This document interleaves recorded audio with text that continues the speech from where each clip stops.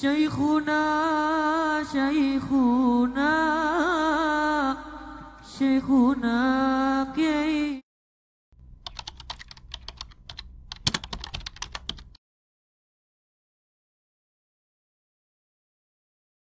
Jadi setelah banyaknya universitas-universitas, maka ada gerakan-gerakan mencetak kitab-kitab lama. Turah itu mencetak kitab-kitab lama.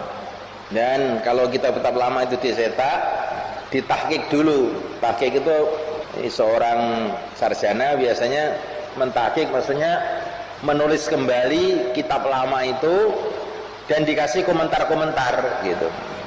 Itu sudah menjadi model di jamiah-jamiah sekarang di Indonesia, di seluruh dunia lah.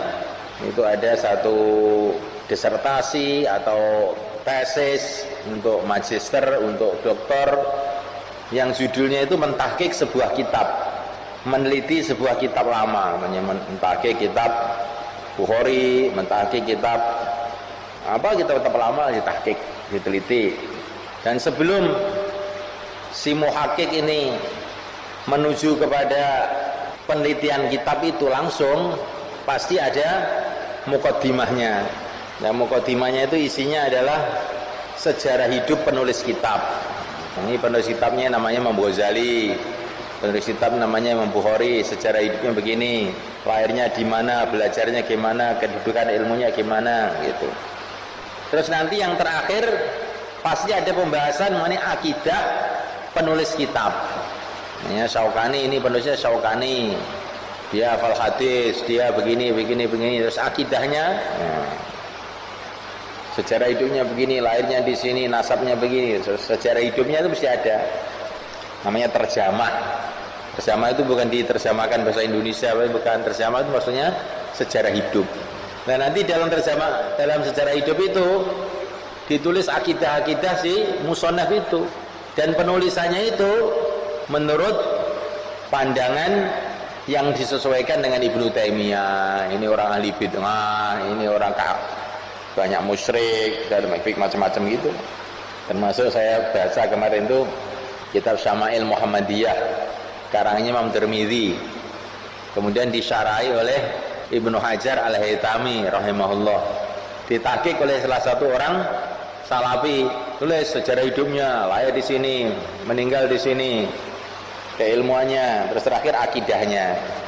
Ibnu Hajar itu ahli dalam hadis, ahli di dalam Ibnu Hajar Al-Haytami, ahli dalam fikih, tapi sayang dia ini benci kepada imam-imam ahli sunnah. Dia mencaci maki Ibnu Taimiyah, Ibnu Qayyim. Maka ini yang membuat derajat keilmuan dia ini merosot, macam-macam lah gitu. Ini sudah jadi model penulisan buku-buku model sekarang. Maka kalau kamu membaca kitab-kitab yang muhaqqaq, yang ada tahqiqnya, hati-hati. Itu kadang muhaqqaqnya itu orang yang wahabinya itu wahabi cekek banget itu. Kayak tulisannya Ibnu Qayyim. Ibnu Qayyim itu muridnya Ibnu Taimiyah. Namanya kitab Madarijus Salikin. Itu di situ tuh Ibnu Qayyim itu banyak memuji orang sufi. Dan kitab itu dicetak ulang oleh orang salafi namanya Muhammad Hamid Al-Faqih. Nah, itu di situ tuh dia odel-odel itu Ibnu Qayyim ini. Padahal dia orang salafi, ya. Tapi juga itu membantah isi kitab itu isinya. Jadi katanya dia mau meneliti, tapi isinya malah pembantahan terhadap kata-kata Ibnu Qayyim yang memuji orang sufi. Maka hati-hati dengan kitab-kitab cetakan-cetakan baru itu. Termasuk Fathul Bari, Syarah Bukhari, ditahqiq oleh Bin Bas. Itu juga banyak isinya itu justru Bin Bas itu menentang kepada pemikiran-pemikiran Ibnu Hajar Al-Asqalani, pengarang Fathul Bari itu. Maka kalau kamu membaca kitab-kitab baru, kamu hati-hati dengan muhaqqiqin itu, pentahqiq itu. Karena banyak sekali pentahqiq yang dari orang-orang Wahabi, karena percetakannya itu mereka punya duit untuk mencetak itu. Salah satu contoh adalah kitab Al-Mufassirun Baina Ta'wil wal Isbat. Maksudnya itu pembahasan mengenai ahli-ahli tafsir, mana yang mentakwilkan, mana yang mengisbatkan. Mengisbatkan itu tanpa takwil. Maka dalam kitab ini semua ahli tafsir yang mentakwilkan ayat-ayat sifat itu dicaci maki habis-habisan. Termasuk yang dicaci maki adalah imamnya ahli tafsir, Al-Imam Al-Qurtubi. Ini tafsir yang paling bagus yang kaitan dengan ahkam. Imam Qurtubi ini juga dicaci maki habis-habisan gara-gara dia mentakwilkan. Dicaci oleh Maghrawi dan Musyrifin. Musyrif itu ya yang membimbing membuat kitab itu. Padahal ini Maghrawi tidak tahu bahwa takwil itu tidak lepas dari takwil itu seorang pun dari ulama-ulama dulu. Termasuk orang-orang yang didewa-dewakan oleh orang-orang yang disanjung-sanjung oleh orang-orang Wahabi itu, mereka pun takwil juga. Walaupun mereka menentang takwil, tapi nyatanya takwil juga gitu. Seperti Ibnu Taimiyah itu penentang takwil, tapi dalam beberapa kitabnya juga ada takwilnya gitu. Imam Ahmad bin Hanbal itu juga termasuk orang yang tidak suka takwil, tapi nyatanya dalam kitab-kitab juga ada takwilnya. Jadi takwil itu perkara yang tidak lepas darinya seorang pun dari ahli tafsir. Karena memang dalam Quran itu ada hal-hal yang perlu ditakwilkan. Kalau ditakwilkan pasti akan menimbulkan masalah. Seperti kullu man 'alaiha fan wa yabqa wajhu rabbika dzul jalali wal ikram. Semua orang yang di muka bumi fan, hancur. Wa yabqa, dan kekal wajhu rabbika, wajahnya zat Tuhan engkau. Ini sampai Imam Ahmad bin Hanbal pun menakwilkan ayat ini. Yang kekal hanya wajah zat Tuhanmu.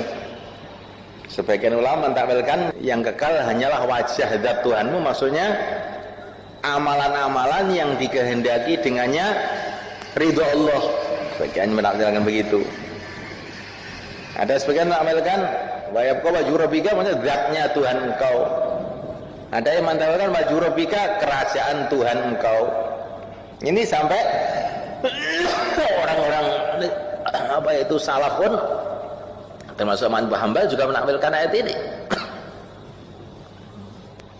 Karena kalau ditakwilkan, kalau tidak ditakwilkan apa adanya ya, yang kekal wajahnya zat engkau, nah, wajahnya Tuhan engkau, berarti tangannya hancur, kakinya hancur, badannya hancur, wajahnya saja kan begitu jadinya. Kan tidak masuk akal. Hanya wajah Tuhanmu adalah zat Tuhanmu. Jadi akhirnya arah pemahaman, arah pemikiran orang-orang Wahabi itu, terus ulama itu semua nggak ada yang benar jadinya itu. Ulama-ulama dulu itu nggak ada yang benar gitu jadinya. Pernah saya naik taksi dari Madinah ke airport. Itu supir taksi itu orang Badui Wahabi itu. Orang Badui dari Najd sana. Saya bicara-bicara, baik orangnya, saya bicara mengenai ulama-ulama Saudi macam-macam. Saya bicara mengenai Sobuni, Muhammad As-Sobuni yang ngaring kitab Sofatut Tafasir itu. Maka dia bilang, jangan kamu baca kitabnya Sobuni katanya. Kenapa katanya? Itu banyak kelirunya dalam urusan akidah katanya. Banyak kelirunya, saya bilang. Iya katanya. Memangnya kamu sudah neliti, kamu pernah membaca kitabnya, alasan kamu apa mengatakan Sobuni banyak salah dalam urusan akidah? Kamu sekolah di mana? Belajar tafsir di mana kamu? Oh, saya ini nggak bisa baca katanya. Tapi saya dengar dari kasetnya bin Bas atau kasetnya siapa itu lupa saya. Itu Sobuni itu banyak kelirunya itu. Oh, lah kamu itu orang buta huruf nyalahkan ulama-ulama, gimana? Agama itu yang mudah saja, Mbah, saya bilang gitu. Dulu zaman Nabi itu orang masuk Islam, asyhadu alla ilaha illallah wa asyhadu anna Muhammadar Rasulullah, sudah jadi wali. Enggak ada itu kayak kamu apa-apa sudah jadi ulama, hafid Quran, muhaddis, mufasir, masih kamu kafirkan terus. Itu agama apa sih kamu itu?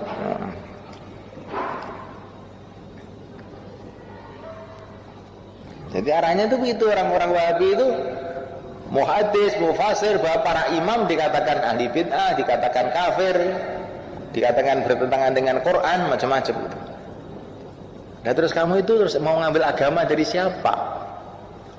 Ibnu Hajar yang Imamul Muhaditsin itu dianggap juga ahli bid'ah. Tapi kenapa kok kamu masih baca kitabnya, saya bilang itu. Apalagi Imam Ghazali yang bukan ahli hadis, wes tambah remek. Syaukani yang mereka sanjung-sanjung saja akhirnya diputus dalam mahkamah Ibnu Taimiyah itu. Mahkamahnya orang Wahabi itu sesat, ahli bid'ah. Enggak ada orang yang benar selain mereka itu jadinya itu. Ya Allah.